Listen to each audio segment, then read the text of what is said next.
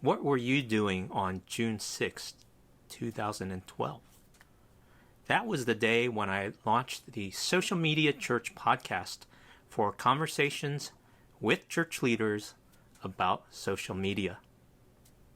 Now, here we are in 2021 at the Social Media Church, the conference.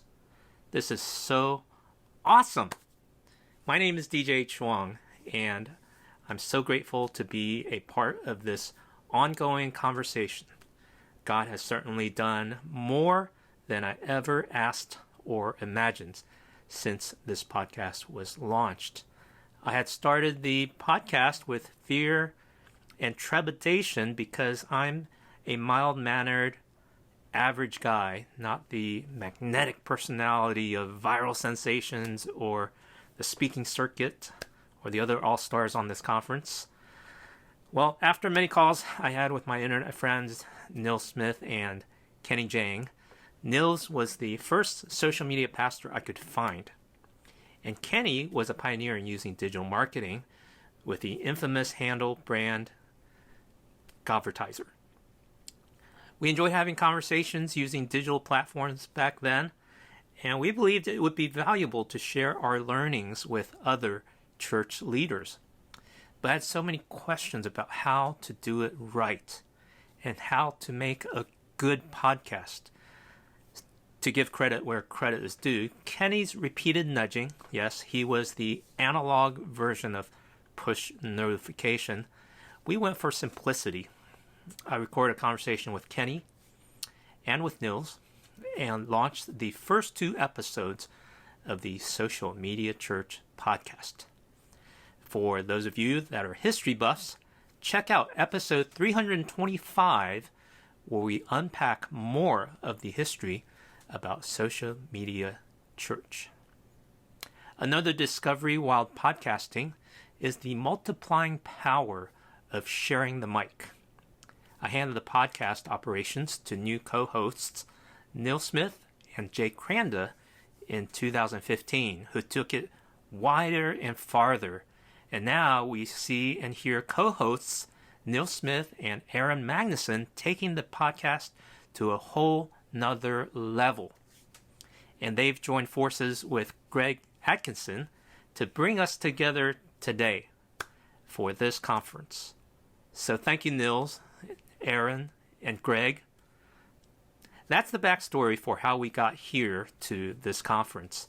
And together we are learning so much from other conversations with church leaders about social media, gleaning from their experiences and expertise.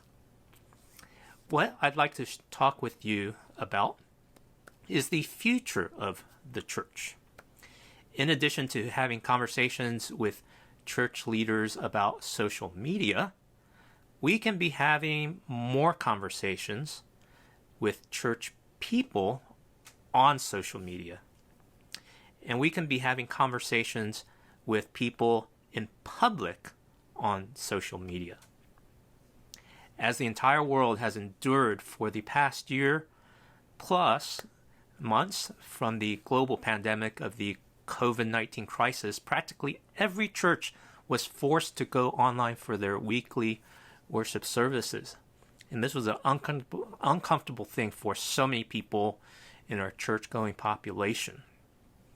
Actually, it was uncomfortable and inconvenient for everyone, everywhere. But we also learned some things during this pandemic about church life. Most people, both tech-savvy and tech novices, made the adjustments to participate in worship online. Many churches reached more people during COVID than pre-COVID, realizing that there were more people outside that a church could reach online than the number of people a church could fit inside a building's seating capacity. We discovered some nice benefits like no commute time, no dealing with traffic and parking, and no more navigating the confusing maze of hallways in a church building. for the socially awkward, online worship is so much more peaceful than standing around to do the passing of the peace. Of course, living out our faith to follow Christ is much more than attending a weekly worship service.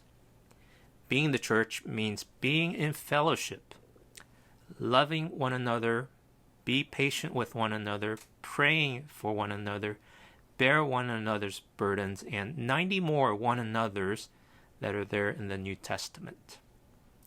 It's practically impossible to obey most of these one another commands during a worship service, whether you're gathering in person or gathering online.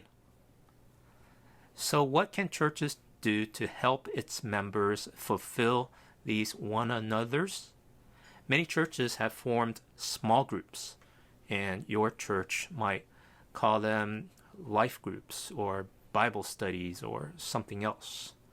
Providing curriculum and training for home gatherings pre-COVID, but during the COVID season, many of these groups met online using Zoom meetings and other digital platforms. I've participated and even led small groups and Bible studies in person for a number of years pre-COVID. And during the past year of quarantine, I hosted an online small group for the first time. Can you believe that? I'm a member at Saddleback Church here in Southern California, and our church has an active online campus with many online groups. So when the quarantine started, we launched a brand new online small group with open seating, one for every night of the week, to best serve the many people who wanted to connect. I served as the small group host for Wednesday nights. And every week since March 25th, 2020, with the exception of 1 week for New Year's, our group has met at 7:30 p.m. Pacific time every Wednesday night. Now, we kept our weekly small group meeting very simple. We opened and closed with prayer, and we used a discussion guide for the weekend message from Pastor Rick Warren or the teaching team. And we kept the meeting time to a duration of just 60 minutes. I didn't do anything fancy, no bells or whistles, didn't incorporate the interactive features on Zoom to do reactions or screen annotations. We just stuck by the discussion guide and invited the Spirit of God to meet with us. I literally just read the discussion questions and invited people to talk. This made a way that was very effective in training others, and we raised up 2 other small group leaders during our first year. Allow me to share 4 surprising things that happened during the past 14 months. First, many churchgoers don't actively use social media, at least not the ones who participated regularly in our Wednesday night groups, or my group. What people did use was email and their smartphone.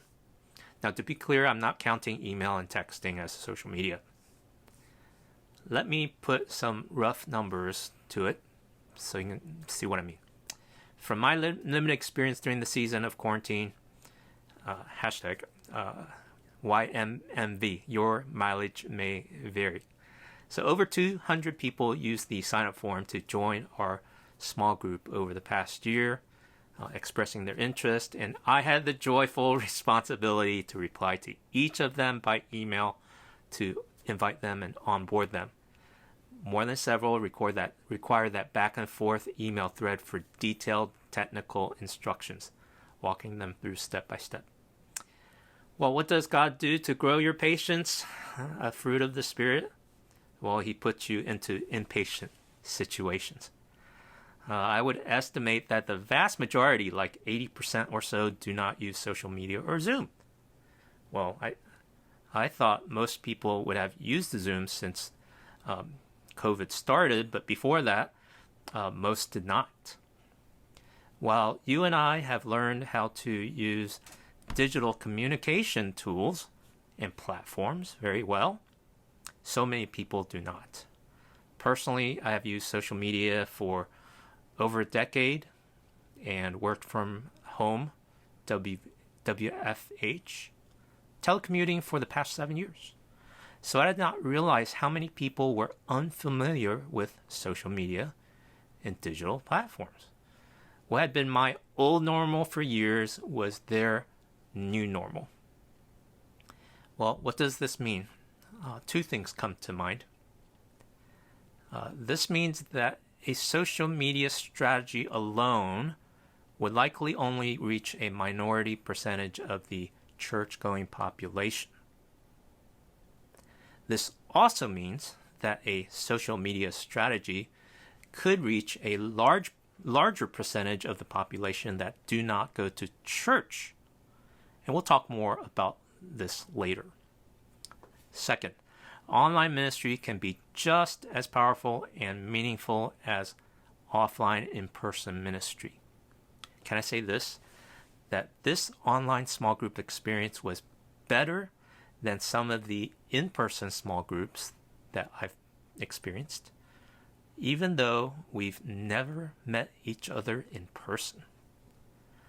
Well, since you're here at this conference, you know that real relationships happen online and offline. Both are good and powerful. So let's not miss out on what God can do and wants to do with the digital tools at our fingertips, literally. Here's what we experienced with our online small group of regular, non-techie people. We had many visitors that dropped in for 1 or 2 Zoom meetings for the small group and didn't come back. People do that with in-person gatherings too, and we don't fault them for that. Well, we've also had some that regularly participated for a season, like 3 or 4 months, and then stopped coming. And we've also had some that have regularly participated ever since they joined our online small group and continue to meet almost every week, based on their availability. We had people join us from everywhere, many parts of California, Washington State, Utah, Texas, Chicago, Florida, North Carolina, Boise, London, China, Brazil, and most recently, a college student from Ethiopia. For our small group members, weekly emails and Zoom meetings kept us connected. And those connections and conversations grew real relationships, even though we've never met in person. These were ordinary people, not tech-savvy people. We experienced real relationships and real community because we had real conversations with real people. Third, we walked through grief together online. Let me share with you about one couple who joined our online group from the very beginning. Richard and Lupe from San Diego. They were medical professionals, so we warmly welcomed them and thanked them for their service. Remember, this is right as COVID was starting. A few weeks later, an unbelievably tragic thing happened. And here's what he shared with our group. Today, I lost my oldest son. I'm heartbroken beyond words. He died attempting to save the life of another. Like his dad, he was a paramedic. He was on a call doing CPR on a patient, and while he was trying to save his patient's life, he was stung, most likely by a bee. We had no idea he was so allergic. He collapsed at the scene, and they had to do CPR on him. He went into anaphylactic shock and passed away. Please lift us up in prayer. We are just devastated, but we know that he loved God and he is now in heaven in the loving arms of our Heavenly Father. Our group walked through this grief together with regular prayer and care. Richard slowly experienced peace as he went through the grief process, and he shared about having been trained in an evangelism course several years prior, and also his love for hiking.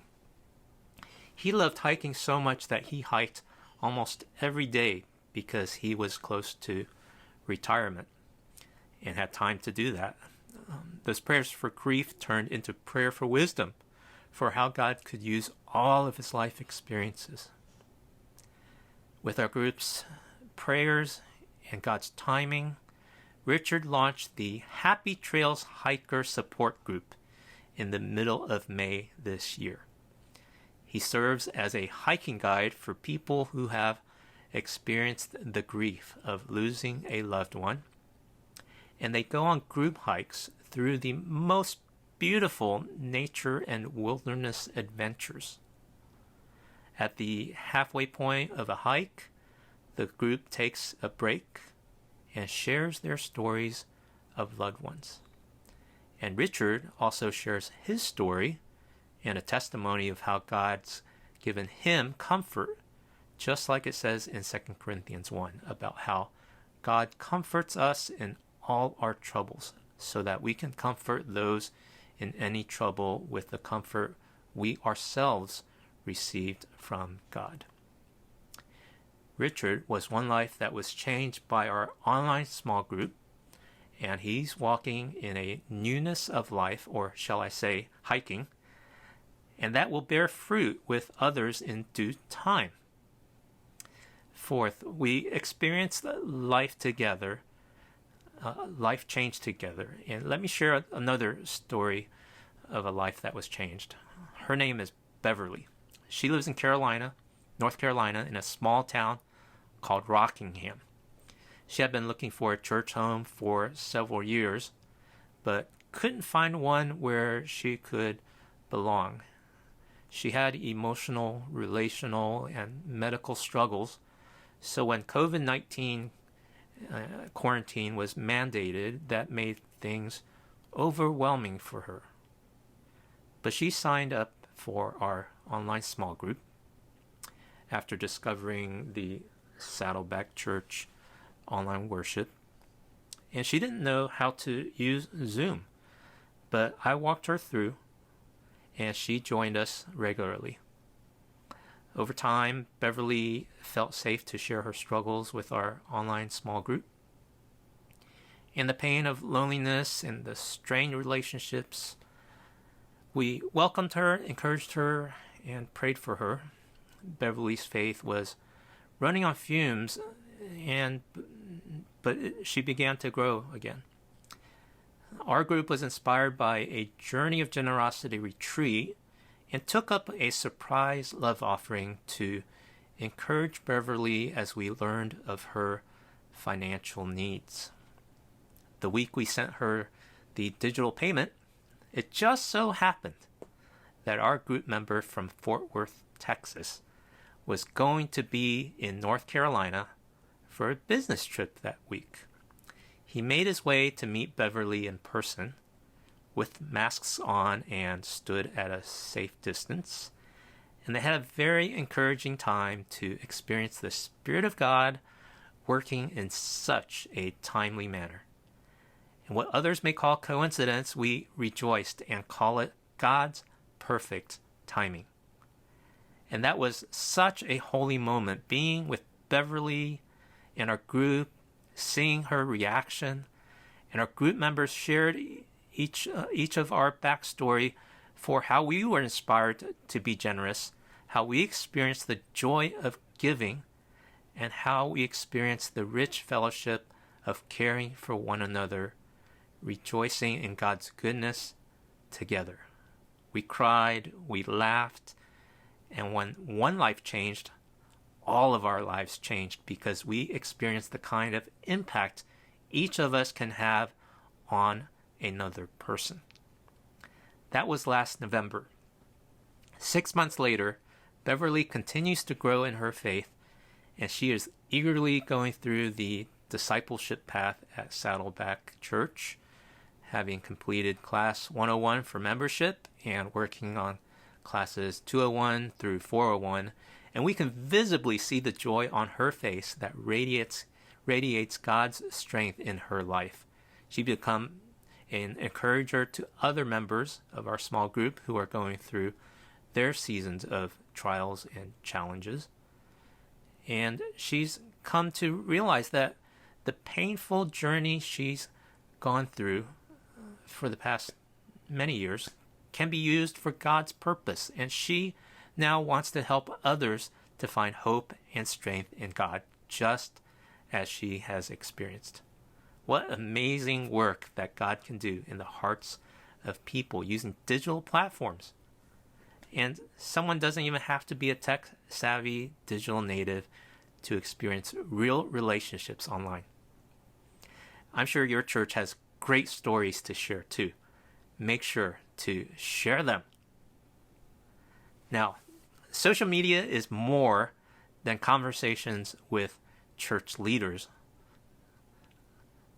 about social media or whatever. The opportunity for your church is this: having conversations with church people on social media and digital platforms. Church is not just an event. An ongoing relationship and conversations are all about that. More succinctly, we can move people from content to conversations. What I'm hearing now is how so many churches are longing for the vaccination percentage to reach certain goals and for safety regulations to subside so that they can return to the way things were before COVID. Well, you know what? That ship has sailed.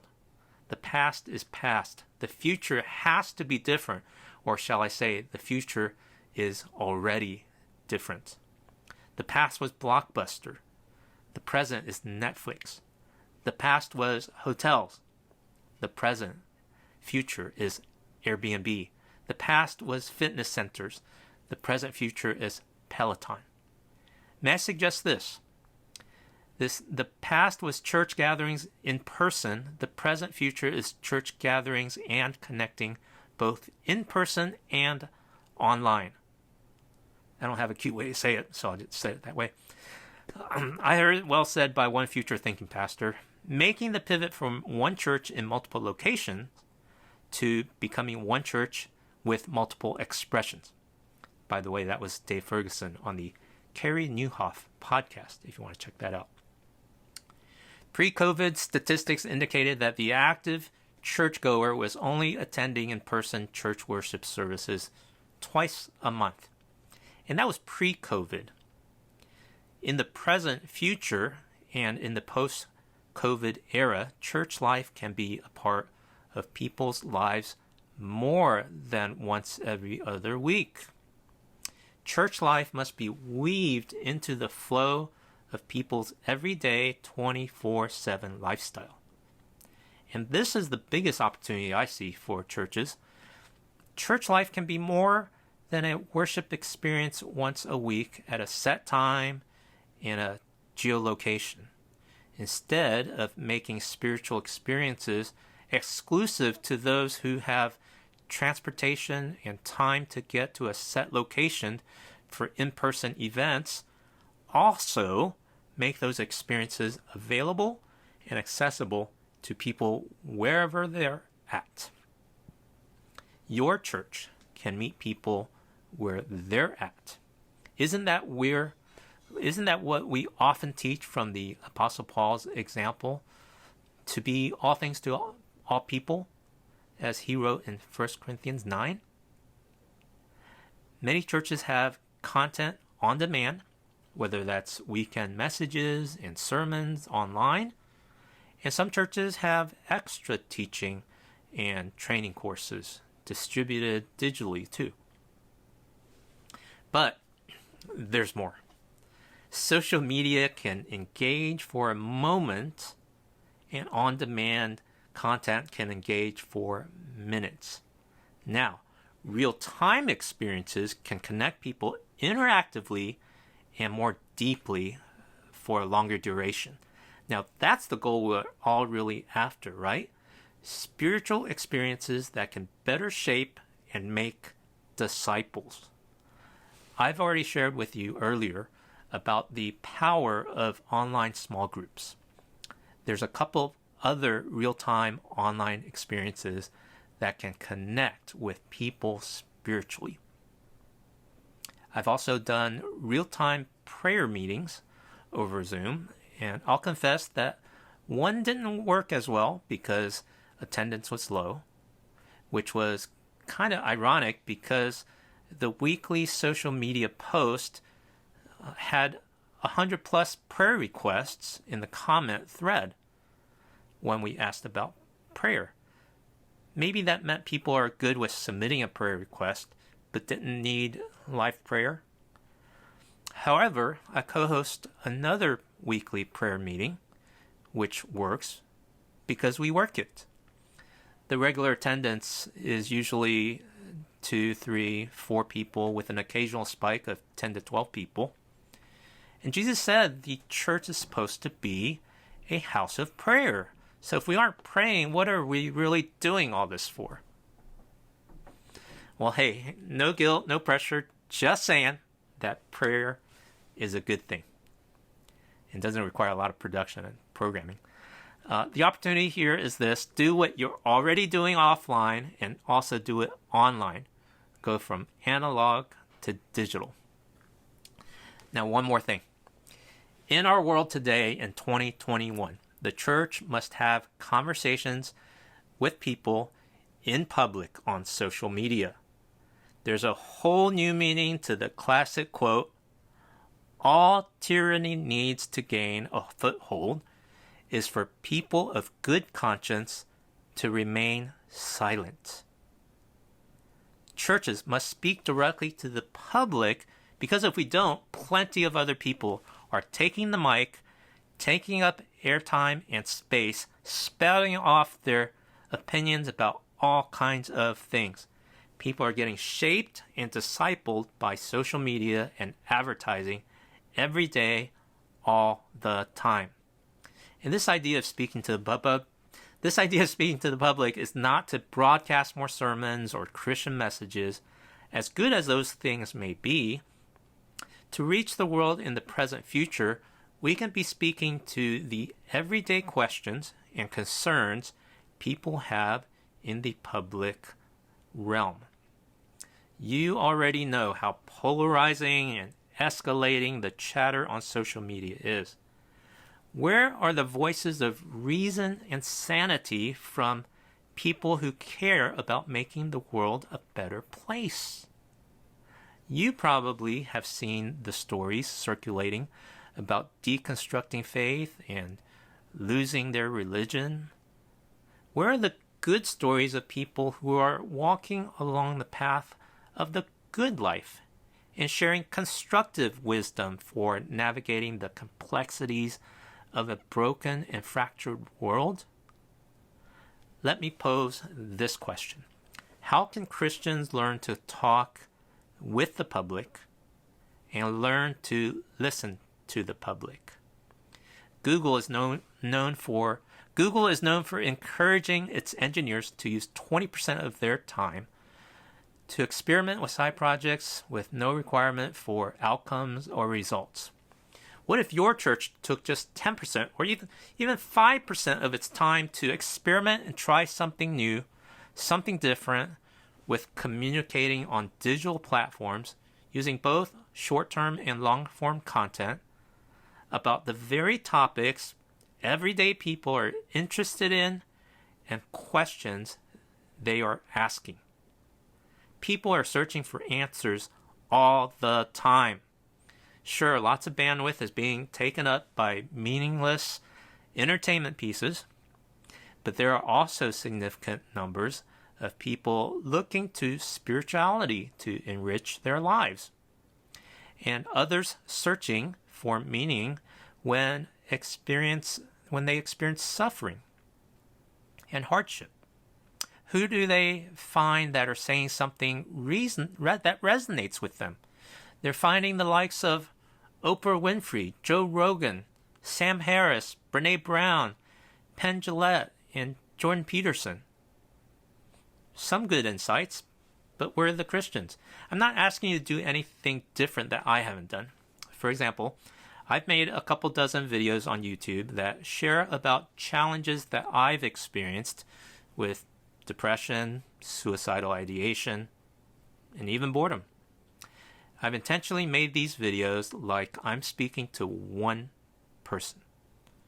If I've helped a few people, that's made all the difference for that one person. And that's worth it. There are far better Christian communicators that you and I know who could be speaking to the public and not just from behind a pulpit. We need more of the good men and women speaking grace and truth into the world. As it is, people listening to talk show hosts, celebrities, and social influencers, those are the people shaping their lives? Not good. Back to the question, how do we learn to talk with and listen to the public? We experiment by trying things we've never done before. Let us share about what's worked and not worked with each other so that we can collectively and collaboratively learn faster for the future of the church and for the sake of the gospel. A lot's at stake. We need to share in this work of research and development and make our light shine on social media so much brighter than keeping it in the container of our church walls. This is your invitation. Let's keep the conversation going and discover the future together. I love to connect online or in person with you. Just ping me. My name is DJ Chuang. Thank you for watching.